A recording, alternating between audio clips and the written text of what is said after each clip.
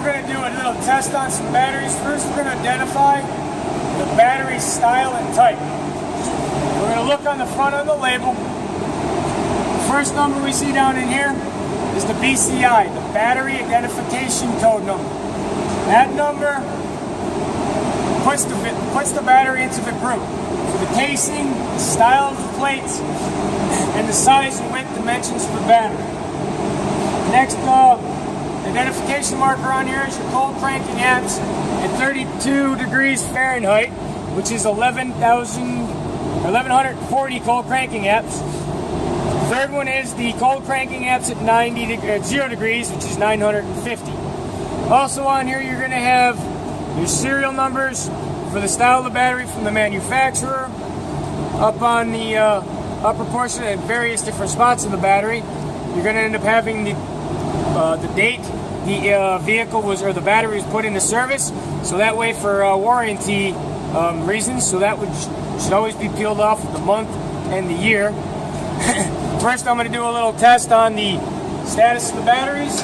So I'm going to set my trusty handy dandy multimeter here to voltage. Turn on the light and make it a little simpler to see. And we're going to test this stack of batteries. There are currently 4 batteries located right here. They are all 12-volt batteries, and they are hooked up in series. So they are all within the 12-volt series, or as you were. They are hooked up in parallel, not in series. The set of batteries are within 12 volts. So the negative on the negative, the positive on the positive. Let's try it that way. And I'm getting 12.86 volts direct current.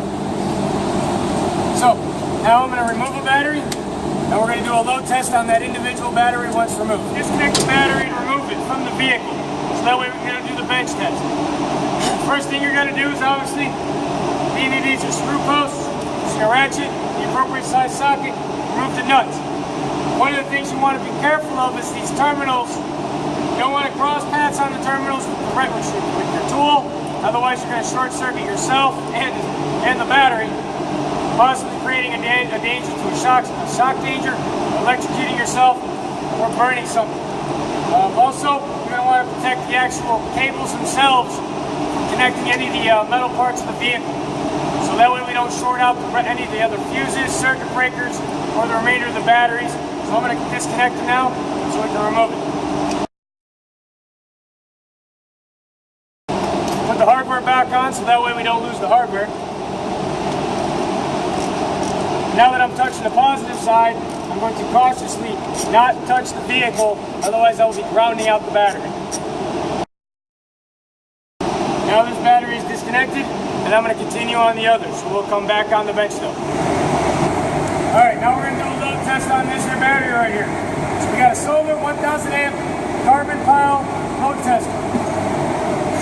What this does is first, once we hook it up, before that we want to choose what variants of battery we have. Go from 6, 12, and 24 volt systems. You're going to have a DC voltage reading right here, and your DC amperes right here. So, being that this is a 950 amp cold cranking amp battery, you want to cut that in half to 475. So go ahead, hook up the positive, hook up the negative. Once the needle calms down from bouncing, we'll see that it's at about 12.3 amp. That's 12.3 volts direct current. So now we're going to twist this knob, applying a load clockwise, applying a load till this gets up to about 475. Then we're going to come back and find out, ensuring that this is in the green, stating that this is a good battery. So I'll start applying the load to it.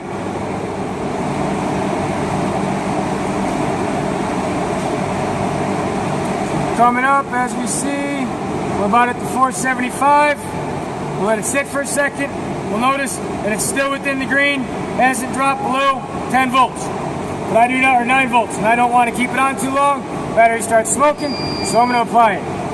And that warning sign right there is meaning that we're drawing a lot of amps and a lot of current off the battery, and we're going to start destroying the battery. So that's a simple load test on a battery. Now, very carefully, disconnect the negative, disconnect the positive, give it a second. A lot of the current was passing through these, so they're a little side, same with the battery. So you're going to want to wait a second before you go and reinstall the vehicle. And that was a little test on the vehicle, on the back cover. Cleaning of the battery terminals, battery cables, inspecting and cleaning of the bottom of the battery box. So first, using your battery brush, you have your terminal lead brush right here for raised post terminals. You can also use it very minorly on the screw terminals. And also you got your terminal cable brush, cleaning and maintaining the inside of the terminals there. So for the battery, every so often, 3 months to 6 months, you want to inspect the battery compartment for corrosion. You want to build up with dirt, loose connections, and then give it a good little cleaning to making sure you're getting the proper amount of voltage and amperes through the system. So, with your terminal post, if you got that type of post, get it on, give it a turn or two, take it off, nice clean surface. Go to the other post, get some turn or two, nice clean surface. The ones with the nut, take the hardware off. Hit that up again with this, using it on the threads. Probably get away with using just a small one, depending on the amount of small corrosion. Or you can bring out the bigger, for deeper cleaning with a larger wire brush. Again, safety on the terminals though. You don't want to cross paths.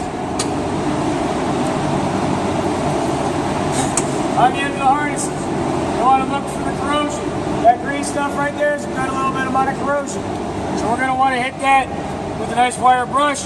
You can use some chemicals, just making sure they're safe for battery terminals, battery connections. So we'll go hit that a few times with the wire brush, top and bottom. Start with the top. Turn it over to get this one up there. Just use it like such. It's clear. Just keep going and rub until you're going. But anyway, we're going to move on to the video. For the battery box, being that this is not a sealed compartment, you're going to have enough nice amount of dirt built up. Have a few extra parts that sometimes fall in. Again, you want to inspect it on a regular basis. You use your brush, use a rag, wipe it down, brush it out, clean it all off. Check for any other corrosions, build up battery acid. If you see any battery acid from a leaky battery, baking soda. You want to put that out, it'll help neutralize the battery acid and then dispose of the hazardous material properly. But continue, make sure all your connections are good and clean prior to reassembly. Checking all the hardware, making sure the battery box is tight, not falling off, and all your cables, looking for any frayed, loose connections, any broken connectors. This one here looks good. We're going to clean it up, throw it back together. Alright, we're going to test the state of the battery charge on here, find out which one of these two are a good or a bad battery, and then if we got a bad battery, hook it up to a charger, see if we can recover some life out of it. So we're going to take our multimeter, set it to both direct current, let it all zero out a little, positive and negative. This battery here shows 12.33 volts. Voltage is good. We aren't sure of the amps, so we have to use an amp tester or a load tester to find that out.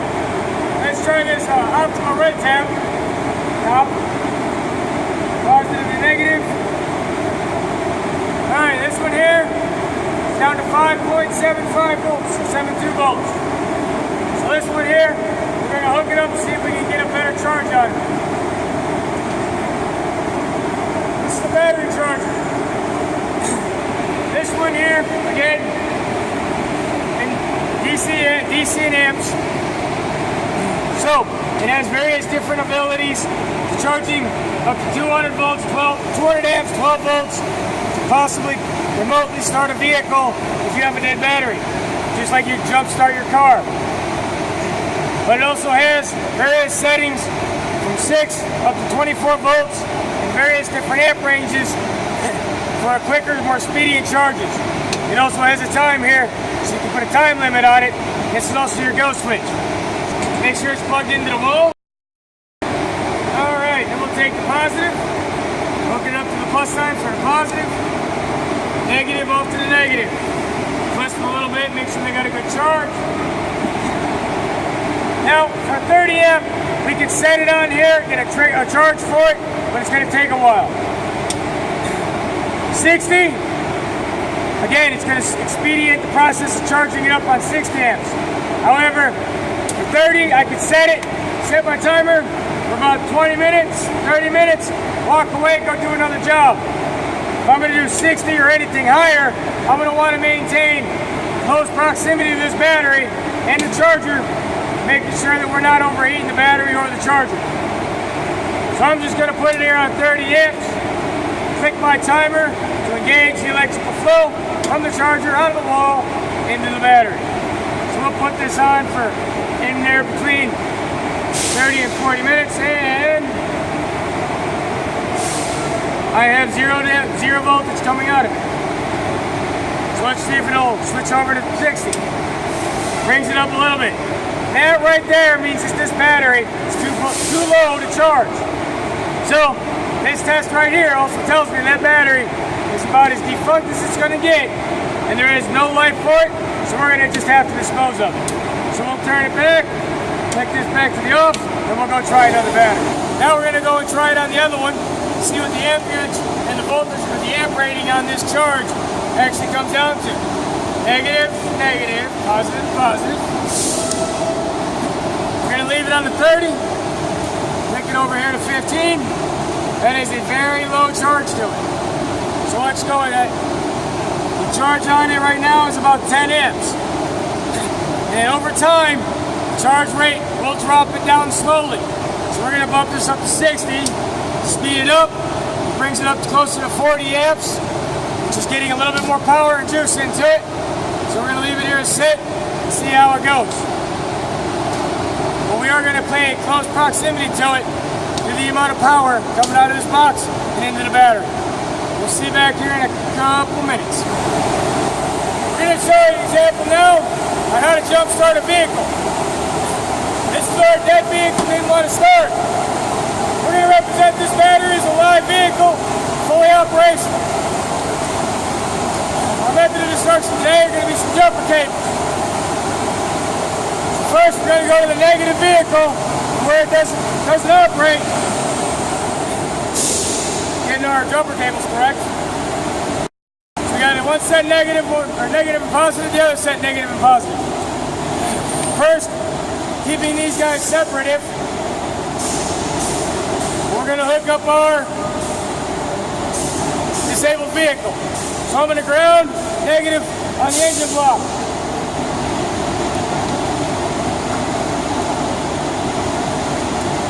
Then I'm going to go and use positive cable on the positive terminal of the battery. Then I'm going to go to our good vehicle, hook up positive to positive first, negative to negative then after that. And then I'm going to have my assistant attempt to start the vehicle. Vehicle starts, disconnected in the exact same order, in the reverse order. Take off the vehicle, ground, black cable first, then the positive, keep them separated, go positive, and then take off the negative. There are various different ways in which order you want to hook up. Positive, positive there, positive over here, negative here, or vice versa. The importance on it for safety, do not touch the connectors together. Whether it's positive to positive, or negative to negative, or negative to positive when you're hooking it up. That's how you jump start a car.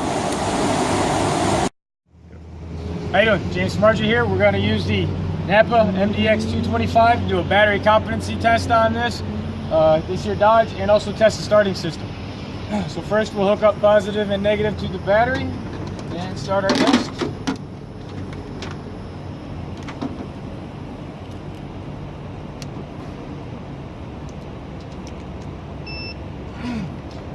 Once you hook it up, it'll automatically turn itself on. And first it's going to ask on the voltmeter what style of battery it is, or actually it's giving it the voltage currently at 12.34 volts. So we'll start over those. We'll hit from the menu. We're going to go and perform tests. So we'll press the enter. We're doing this on the in the vehicle. So this is the battery location, whether it's in the vehicle or doing the battery competency test out of the vehicle. pressing enter. And this is a top side post battery, and it gives you the different types of batteries, whether it's top or side. We'll go there. It gives you the different types of applications. You got motorcycle, you got automotive, you got marine, you got lawn and garden. This is an automotive, so we'll press enter. And it is a regular flooded battery, even though it is a sealed flooded battery. It is a flooded battery, vice the AGM or AGM spiral. So we'll press enter on the flat. We're going to go with the standard cranking amps first. Entering that. This is an 850 cold cranking amp battery. So we'll use the cold cranking amps on the 850. And it's currently doing the test. So as it's doing its little process test, just stand and wait. And it measures out at 12.34 volts. Back up. At 1021 amps between the two batteries. And it's printing it now.